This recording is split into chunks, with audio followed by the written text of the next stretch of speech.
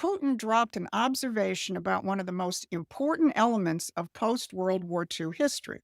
He said, in some former colonial empires like Britain or France, they consider us responsible for the collapse of their colonial empires.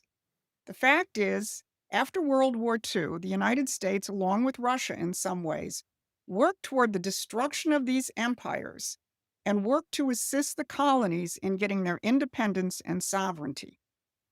And Putin kept coming back to the geopolitical underpinnings of how Russia was treated and lied to in the post Soviet period. And he made clear that only sovereignty will protect Russia. He said, it became clear that until we assert ourselves as an independent sovereign power capable of defending our future, we will not be respected.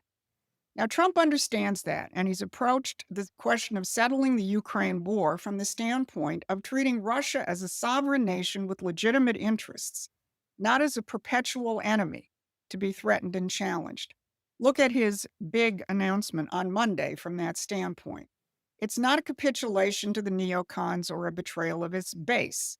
It's an attempt to end the bloodletting by setting a deadline which is actually being echoed by some in Russia, and shifting the payments for weapons deliveries to Ukraine onto the backs of the Europeans, who are the ones who are still pushing Ukraine to continue the war. As for the other side of Trump's big announcement, the threat of potential secondary sanctions against Russia's trading partners, which is being pushed by perpetual war hawk Senator Graham, look at what is actually happening. Yesterday, Senate Majority Leader John Thune put Graham's Russian sanctions package on the back burner. He said, it sounds like right now the president is going to attempt to do some of this on his own.